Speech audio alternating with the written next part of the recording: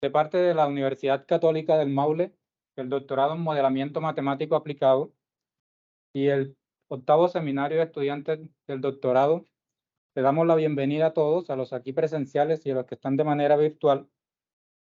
Y bueno, para comenzar, queremos recordarles, los organizadores, que este es un espacio para compartir conocimientos, avances sobre los proyectos de tesis o resultados que se hayan obtenido en él para poderlos, digamos, trasladar hacia los demás. Les recordamos también que estas son sesiones que son grabadas y que se encuentran en nuestro canal de YouTube, Seminario de Estudiantes de M2A.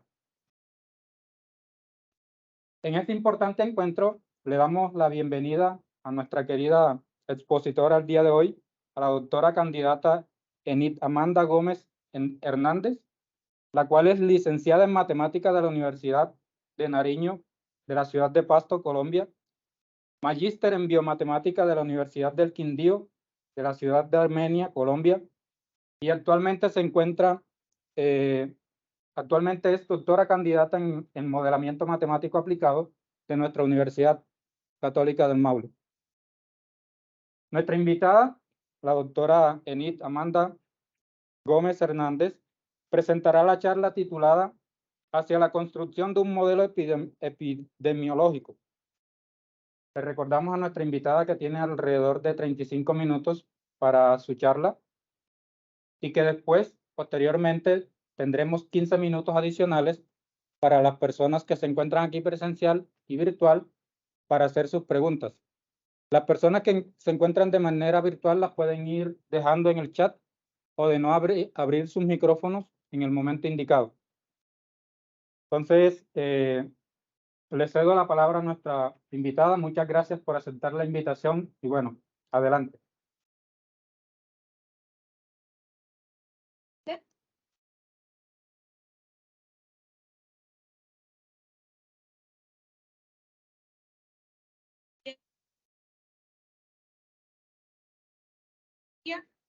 Para construir un modelo ecoepidemiológico.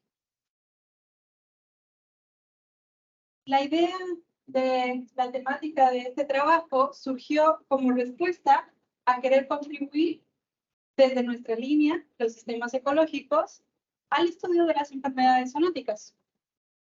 Una zoonosis se define como una enfermedad infecciosa que se transmite naturalmente entre humanos y animales salvajes o domésticos. Un ejemplo de zoonosis, el más conocido por el momento, es el COVID-19, dado su impacto. Entonces, al inicio nosotros nos preguntamos, ¿qué sucede antes de que ocurra una pandemia? ¿O qué sucede antes de que un patógeno salte a los humanos? Para responder a esta pregunta, teníamos que acotar nuestro problema y nos dimos cuenta que una zoonosis tiene varios componentes. Entre ellos se destacan los patógenos, los hospederos y los humanos.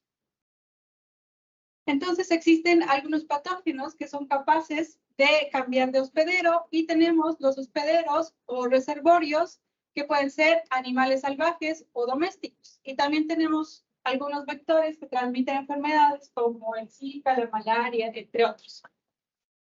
Estos animales pasan el patógeno de alguna forma al ser humano. Este paso del patógeno de un animal a un ser humano se le conoce como el salto. Una vez en el humano, si el patógeno es capaz de transmitirse persona a persona, puede ocurrir una pandemia. Entonces, para acotar nuestro problema, nos pareció idóneo centrarnos únicamente en estudiar las enfermedades en la fauna silvestre. Y nos preguntamos, ¿qué cambios en la dinámica de las especies se convierten en impulsores de la zoonosis? Ahora la pregunta es, ¿cómo se relacionan las interacciones entre especies con las enfermedades zoonóticas? Resulta que la disminución o aumento de la biodiversidad puede modificar la competencia y las relaciones tróficas que regulan las poblaciones, lo que puede implicar un cambio en los reservorios y, por tanto, un cambio en la dinámica de la enfermedad. Sin embargo, la relación entre la biodiversidad y el surgimiento de nuevas zoonosis no está del todo claro y es contrastante en el sentido que algunas veces mantener la biodiversidad protege contra las enfermedades a través del efecto de dilución, y también puede ocurrir la posibilidad alternativa, que un aumento en la biodiversidad aumente la prevalencia de enfermedades por el efecto de amplificación. Esto es, un aumento en la diversidad de especies puede aumentar la competencia y la depredación, lo que puede disminuir la densidad del hospedero. Y si la transmisión depende de la densidad, entonces habrá una disminución en la tasa de contacto y en la transmisibilidad del patógeno, ocurriendo el efecto de dilución, que indica que a mayor diversidad de especies, menor transmisión y prevalencia de la enfermedad. Ahora observemos el concepto opuesto, el efecto de amplificación. Este dice que cuando hay un aumento en la diversidad de especies, disminuye la competencia y por lo tanto puede haber un potencial aumento de los hospedadores. Y esto generaría mayor transmisión y prevalencia de la enfermedad. Estos resultados opuestos surgen de resultados que producen relaciones tanto positivas como negativas entre la prevalencia de patógenos y la biodiversidad. Las críticas a estos resultados contrastantes entre el efecto de dilución y amplificación están relacionadas con ¿cierto? Con las cosas que se deben tener en cuenta a la hora de cuantificar la transmisión de una enfermedad en la vida silvestre. Entre las cosas que no se han tenido en cuenta está la interacción entre especies. Entonces, para intentar aportar desde ese punto de vista, nosotros empezamos a buscar algunas herramientas y nos encontramos con los modelos ecoepidemiológicos. Entonces realizamos una revisión de literatura donde, ¿cierto? Eran ecuaciones diferenciales ordinarias, donde había un sistema depredador-presa, donde las presas estaban infectadas o los depredadores estaban infectados. Entonces, si las presas son las que están infectadas, en este caso las he puesto en verde, ¿cierto? Susceptible infectado. Si las presas son las que están infectadas, entonces dividimos esa población en compartimentos según su estado epidemiológico. Para este ejemplo, susceptible infectado. Y P denota el depredador. En este caso, ¿cierto? F sería una función de transmisión de la enfermedad y H y G serían respuestas funcionales del depredador. Ahora, si la enfermedad se propaga entre los depredadores, ¿cierto? Dividimos los depredadores en susceptibles e infectados. En este caso, G sería una función de transmisión de la enfermedad de los depredadores y F y H serían respuestas funcionales del depredador. Este es solo un ejemplo, susceptible e infectado, pero también encontramos algunos trabajos donde consideran modelos tipo CIR, tipo CIS, tipo SEIR. El objetivo de hacer esta revisión de literatura era extraer como generalidades acerca de los modelos ecoepidemiológicos. Entonces, ¿qué fue lo que hicimos para hacer esa revisión de literatura? Lo que hicimos fue construir una estrategia o una fórmula de palabras claves, ¿cierto? Que nos encontraran todos los artículos relacionados con la ecoepidemiología. Entre las palabras claves más importantes estaba ecoepidemiología, obviamente, modelos, depredador presa, sistema, y todas las palabras que son sinónimas a esto. Entonces vamos a buscar, ¿cierto? Hacemos una fórmula de palabras claves de tal forma que cubra una gran cantidad de artículos para dar respuesta a nuestro problema, pero que no sean tantos para poder leer. Entonces, ese resultado, en esa búsqueda obtuvimos 2.000 artículos. De esos 2.000, solo vamos a leer primero los abstracts, y es ahí donde primero descartamos a la mayoría. ¿Cuáles fueron esos criterios para descartar? Por ejemplo, nuestra revisión solo eran ecuaciones diferenciales ordinarias. Entonces, si eran ecuaciones diferenciales parciales, estaba fuera del criterio, por lo tanto, fuera de nuestro estudio. O si eran estudios desde el punto de vista experimental o desde el punto de vista estadístico, también quedaban por fuera. Una vez obtuvimos estos artículos, entonces sí empezamos a hacer la lectura del artículo completo. Cuando empezamos a hacer la lectura del artículo completo, nosotros escribimos, ¿cierto? Nosotros escribimos cada uno de los modelos que aparecía en el artículo. Escribimos cada uno de los modelos y unificamos las anotaciones. ¿Para qué? Para darnos cuenta de las similitudes y diferencias entre estos modelos. ¿Qué clasificamos de esos modelos? Primero, si la enfermedad estaba en las presas o si la enfermedad estaba en los depredadores. Una vez hecha esta clasificación, dentro de cada uno de estos, vamos a clasificar si los modelos, qué función utilizaban para modelar el crecimiento de las presas. También clasificamos qué función utilizaban para modelar la tasa de transmisión de la enfermedad. También clasificamos la respuesta funcional del depredador, qué tipo era. Y además, también clasificamos si el modelo era susceptible infectado, era tipo CIS, tipo CIR o tipo SAGE, ¿sí? Entonces, en ese estudio de extraer todos estos modelos y unificar la notación, incluimos en total 81. Algunos de los resultados de esa revisión. Entonces, primero vamos a enfocarnos con los modelos que tenían enfermedad de la presa. Encontramos que la mayoría sigue un crecimiento logístico para modelar el crecimiento de las presas. Algunos de esos que consideraron el crecimiento logístico, que son estos 4, consideraron que los infectados tenían descendencia susceptible. ¿Sí?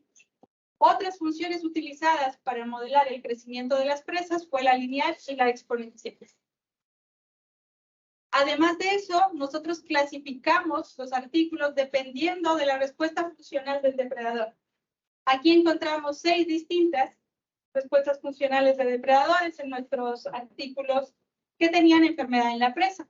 Las más conocidas, que son la Collin tipo 1, la 2 y la 3, y también tenemos estas otras 3 que para mí son difíciles de predecir. Las agrupamos, ¿cierto? También dependiendo de la función que utilizaron para modelar la transmisión de la enfermedad.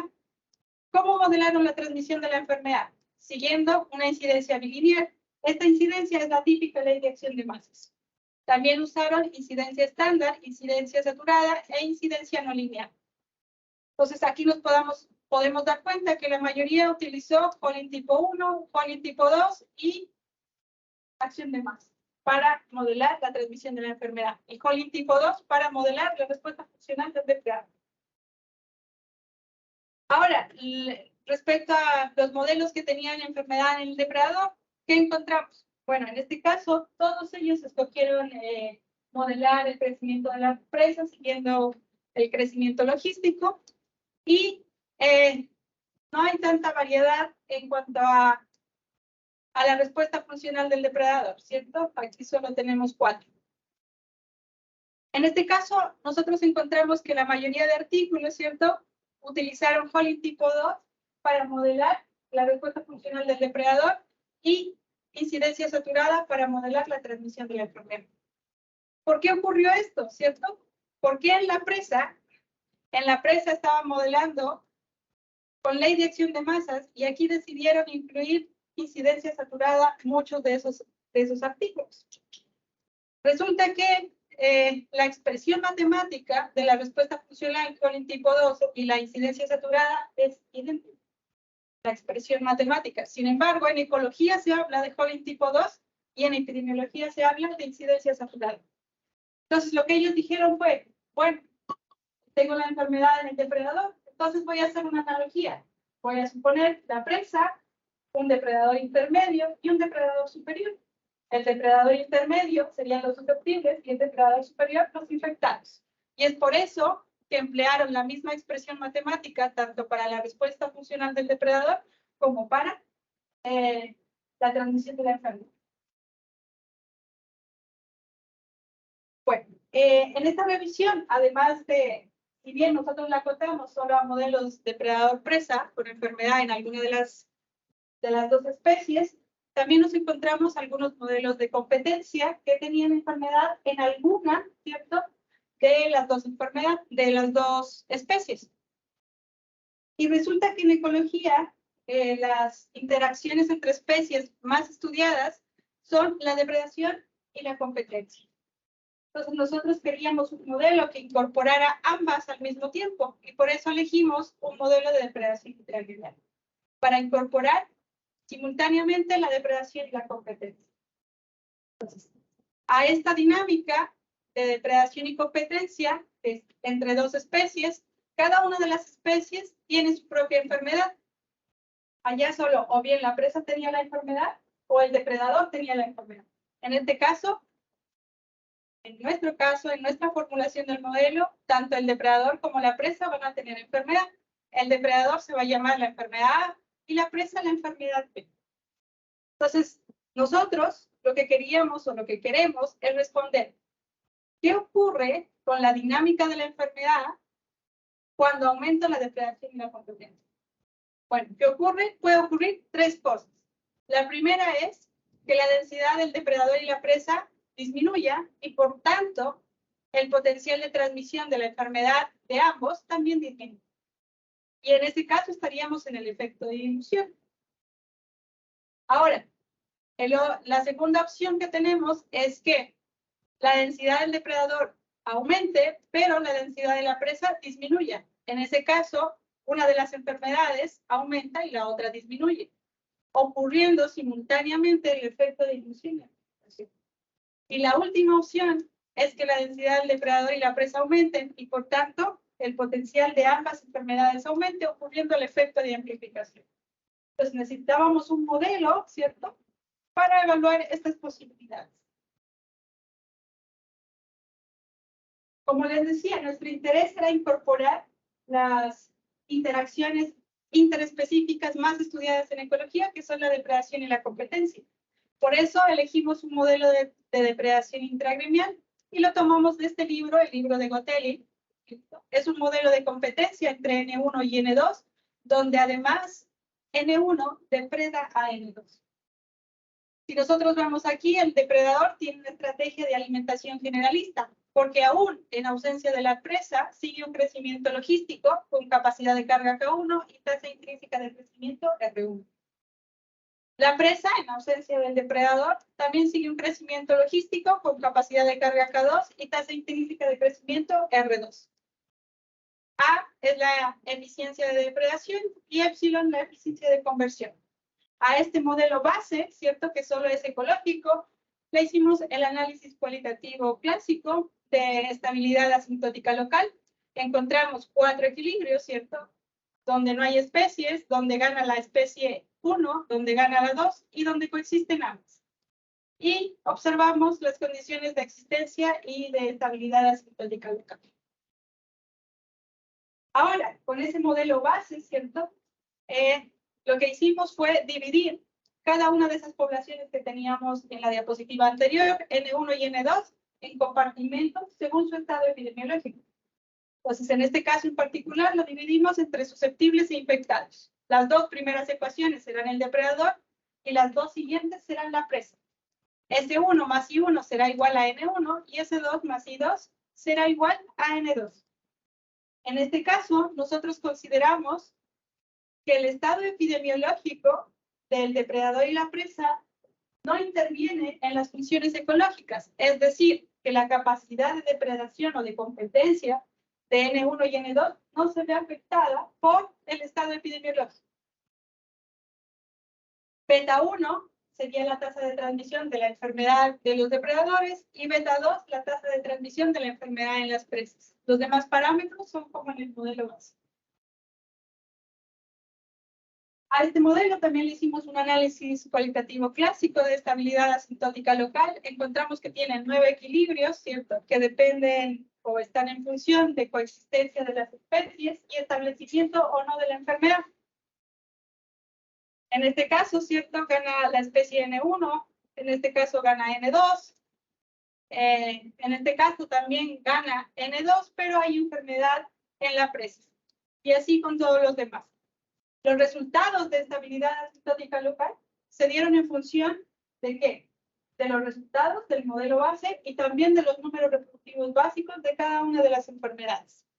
Aquí nos dio el resultado umbral típico en epidemiología, que es que si R0 es mayor que 1, entonces la enfermedad persiste, y si R0 es menor que 1, la enfermedad es extingue. Teníamos 2 enfermedades, pero aparecen 4 R0s. ¿Cuál es la razón? Si yo me enfoco, por ejemplo, en ver estos dos que aparecen en esta línea, entonces, ¿qué sería R011? Sería el número reproductivo básico del depredador en ausencia de las presas, y este R021 sería el número reproductivo básico en presencia de las presas. Es decir, que el número reproductivo básico cambia dependiendo si hay o no coexistencia de ambas especies.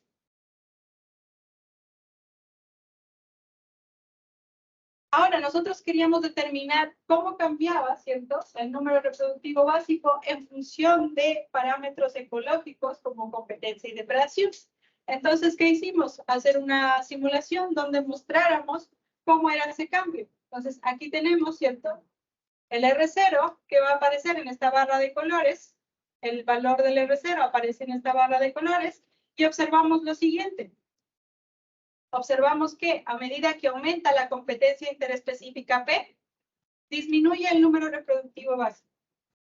Y a medida que aumenta la eficiencia de depredación A, la región donde el número reproductivo básico es mayor que 1 aumenta.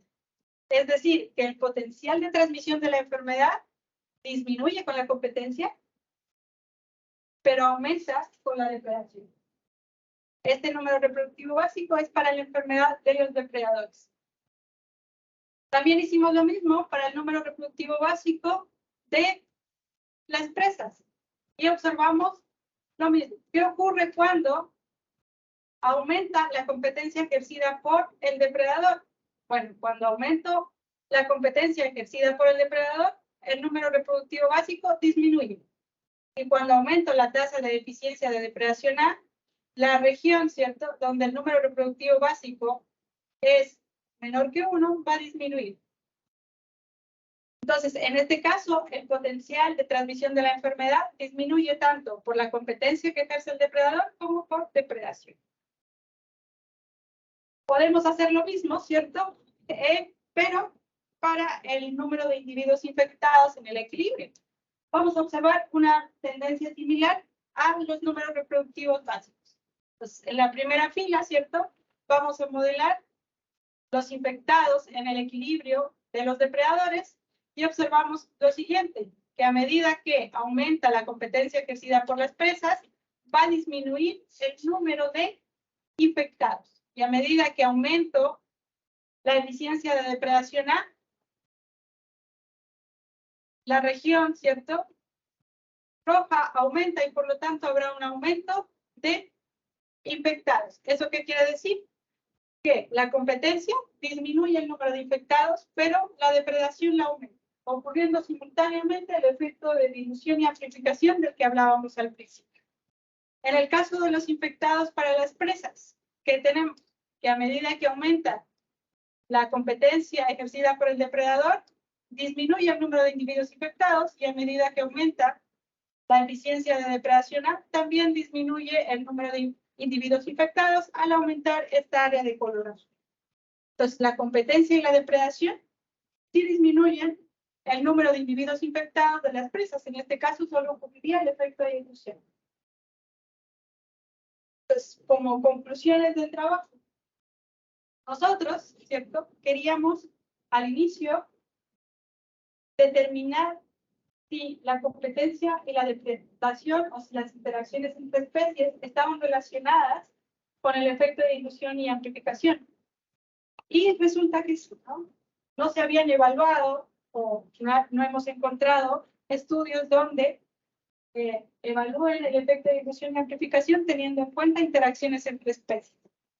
Nos encontramos como herramienta los modelos ecoepidemiológicos e hicimos una revisión de literatura. En esta revisión nosotros nos encontramos que la mayoría de los artículos, su objetivo era ver qué ocurría cuando una de las especies tenía la enfermedad, qué efecto tenía en la dinámica de esa interacción depredador-presa. Es decir, cómo modificaba la enfermedad la dinámica de depredador-presa. Pero nosotros no queríamos eso, nosotros queríamos el concepto opuesto. ¿Cómo cambia la dinámica de una enfermedad? Por la interacción entre especies, en este caso por la competencia y la depredación. Entonces lo que hicimos fue, o el resultado fue, poder evaluar simultáneamente la competencia y depredación y mostrar que efectivamente en algunos casos, y dependiendo del nivel trófico de la enfermedad, puede ocurrir simultáneamente el efecto de inducción y amplificación de una enfermedad.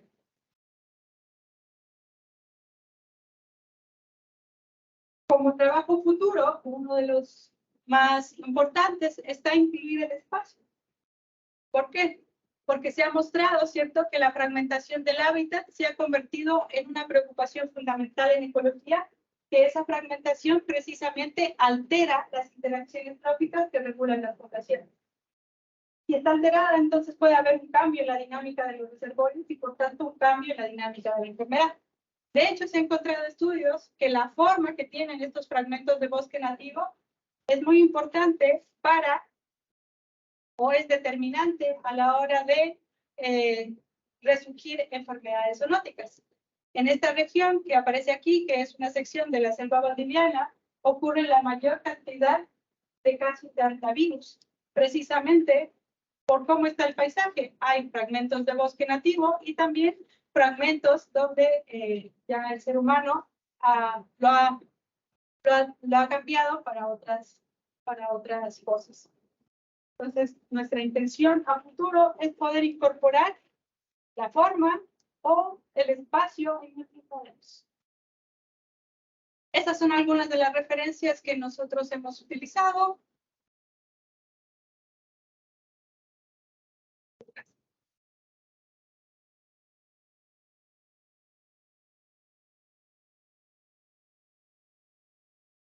Bueno, le agradecemos a nuestra querida expositora, Amanda Gómez. A continuación sigue el espacio para hacer preguntas a los que están aquí presentes inicialmente y al público que está conectado online, pues colocarlas en el chat o abrir sus micrófonos posteriormente. Entonces, comenzamos por acá por el público presente. Gracias.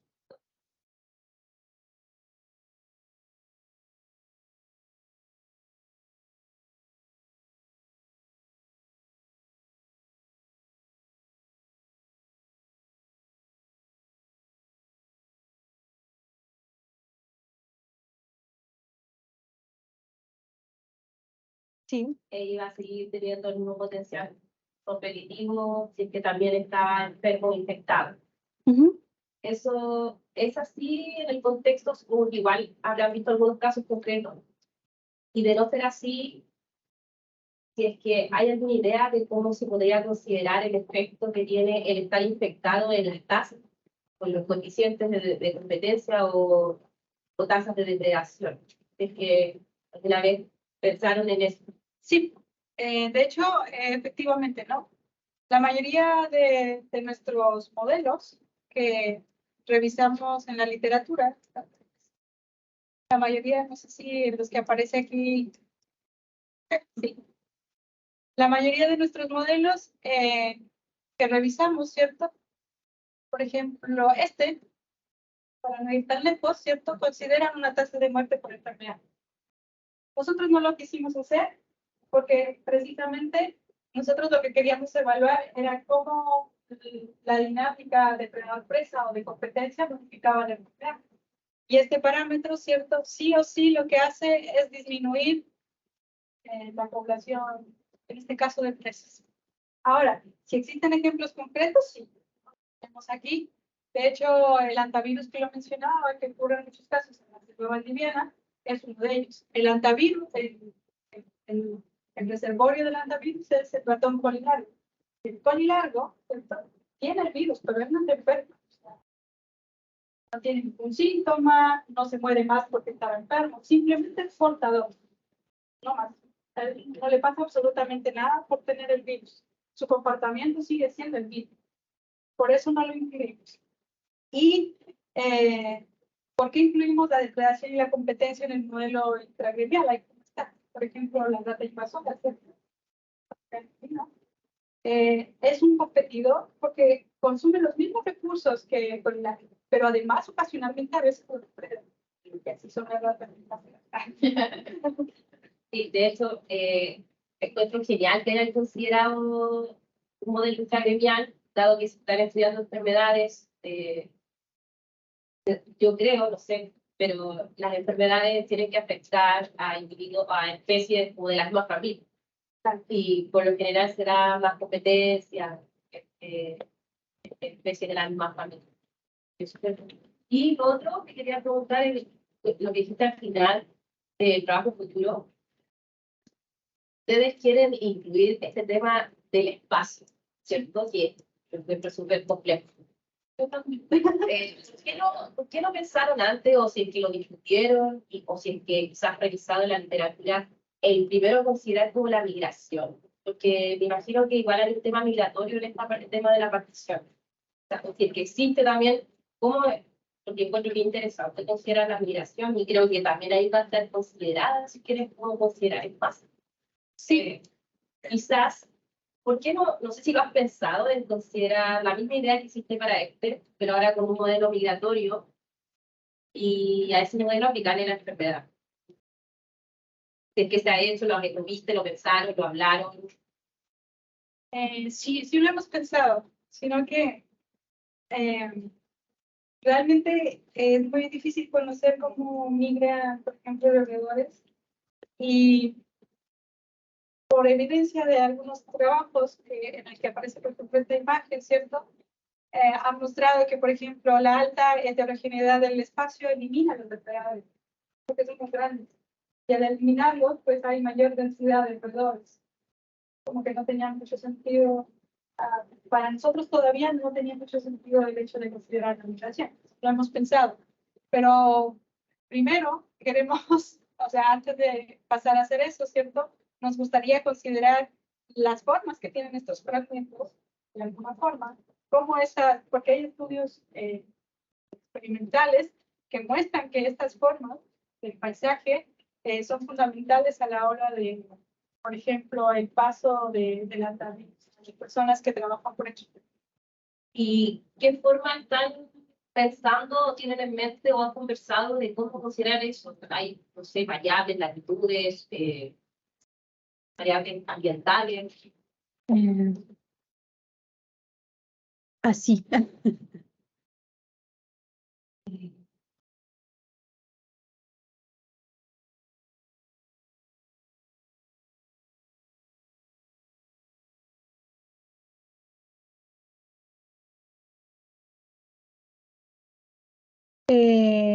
No, mejor aquí. Esto. Tranquilo, que hay tiempo. Ya.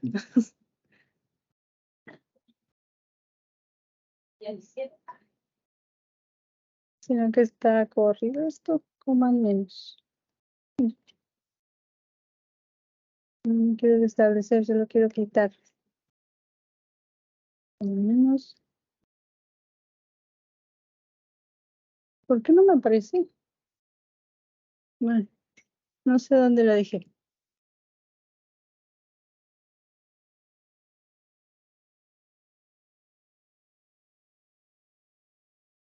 No.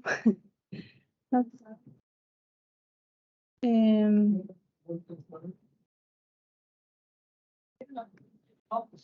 Voy a dejar de compartir un segundo y vuelvo a compartir. Y es por ese tema, entonces. No, me apareció, no era por eso. Bueno. Entonces lo voy a buscar por acá.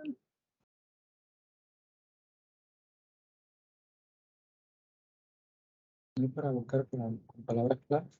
No, ya.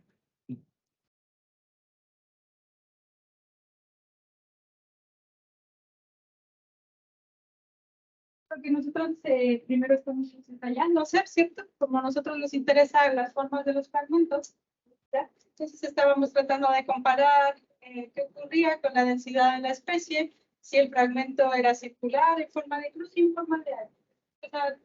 Formas como clásicas de pez.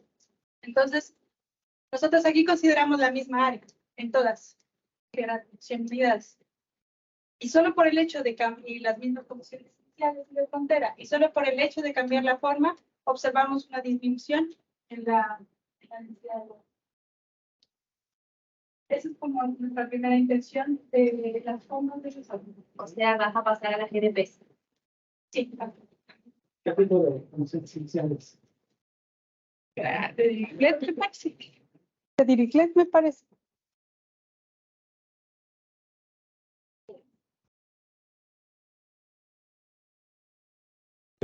Listo.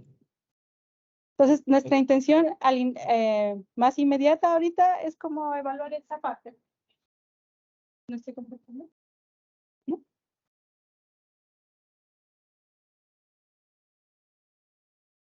Ahora sí. Bueno. ¿Alguna pregunta adicional?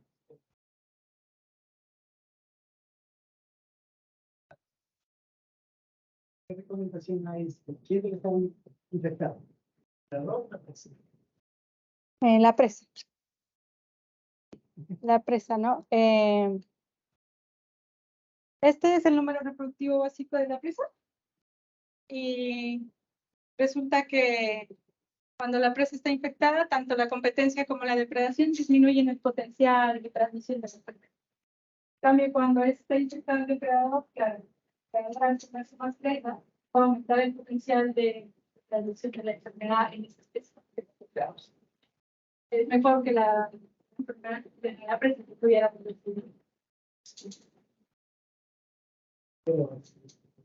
Alex, ¿podrías levantar un poquito más la voz? Por... ¿Quién es el que infecta la presa? O sea, no hay ese vector que infecta la presa. Estas enfermedades son de transmisión directa. Por ejemplo, los lantavirus que te contaba, el colilargo, ¿cierto? Se infecta por contacto con otro colilargo.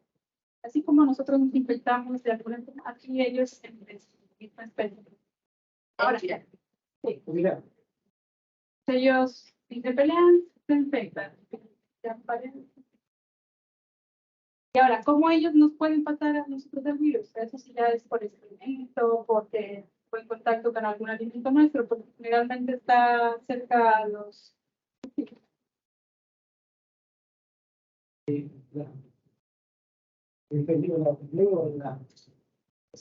La zona donde quieres hacer un estudio tiene que ver mucho con el contagio. Bueno, esa es como la motivación, porque nuestros países no se parecen. Pero es como la motivación, porque ellos han encontrado relaciones positivas entre la forma de los fragmentos y el contagio a personas de antivirus.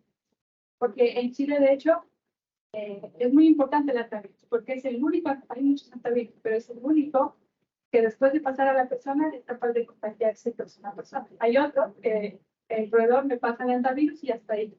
Pero en el caso de Chile y Argentina, son virus que después de estar en la persona también se transmiten entre personas. Por lo tanto, es una relevancia más. Y es irremersible mucho la participación.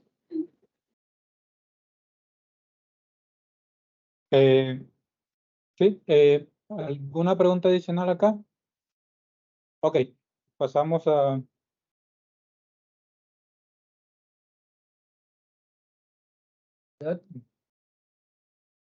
Bueno, de parte de Ledis Cuesta, dice excelente presentación, muchas gracias Amanda. De Elkin Yesid Bonet, dice que muchas gracias por la presentación y hace la siguiente pregunta. ¿La revisión que hicieron está publicada? Si es así, ¿dónde puedo acceder a ello? La revisión está en proceso de publicación. Enviamos las publicaciones que nos enviaron. Lo que sí está publicado fue el paper de los resultados teóricos. La revisión se demoró un poco más que nuestro paper, por eso va atrás, aunque realmente se hizo al inicio. Ya está. Cosas de publicación. Pero cuando esté lista, con gusto la puedo compartir. Y luego lo que viste para los años, ¿sí? Entre 1986 y 2022. ¿Por qué entre esos años? Súper. Lo que pasa es que este año, ¿cierto? No se encontraron como artículos años atrás a esto. Y en este año, de hecho, no recuerdo el nombre, pero él empezó a implementar modelos de tipo depredador-presa con enfermedad en alguna de las dos enfermedades. Todavía no lo hacían con los compartimentos como los que aparecen aquí, pero sí lo hacían como con constantes. Entonces fue justamente en ese año, y de hecho el término ecoepidemiología solo surgió en los años 1990. Antes no se le llamaba ecoepidemiológico, simplemente un sistema de depredador-presa con enfermedad en la presa o el depredador. Y uno de los impulsores, ¿cierto?, entre de los años 90 y 20. La mayoría de los artículos de la revisión son de él es el autor. ¿Alguna pregunta adicional al público que está online? ¿Pueden abrir sus micrófonos si quieren?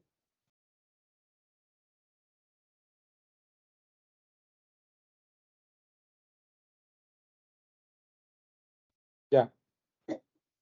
Ninguna pregunta adicional, entonces, bueno, nuevamente le agradecemos el haber participado en el seminario. Bueno, por la presentación interesante que hizo, por su tiempo, por compartir sus conocimientos. Ojalá que pueda seguir trabajando y sacando resultados. Bueno, muchas gracias. Y bueno, al público en general, también le agradecemos su participación y quedan nuevamente invitados todos para el próximo seminario que será el día 15 de diciembre con el doctor candidato Rafael Lozada. Entonces, quedan todos invitados. Muchas gracias a todos. Perdón, buenas tardes. Desde Armenia, Colombia, yo quiero felicitar a Amandita. Es muy gratificante verla con su trabajo de grado ya también. Y a ustedes muchas gracias por todo lo que la han formado. ¿Quién está hablando? Estimada, creo que Amanda no escuchó. ¿Tú crees que Amanda no escuchó? Hola. Hola, Amandita, hablas con María Dolly. No escucho. Hola, no se escucha. Hola. Hola, No se Amandita. escuchó, no la escuchó, mi estimada, creo que no la escuchó. Sí, hola, yo la escucho. Ahí ya me escuchas. Sí, ya la escucho, profe. ¿Qué más, mija? Te quiero felicitar. Muy buena la exposición, me gustó, muy ágil. Y les agradezco mucho a todos por todo lo que te han hecho avanzar en todos estos años. A todos muchísimas gracias. Ay, gracias, profe, un gusto saludarla. Bueno, mija, un abrazo. Un abrazo, profe. Saludos. Chao. Chao. Chao. Chao.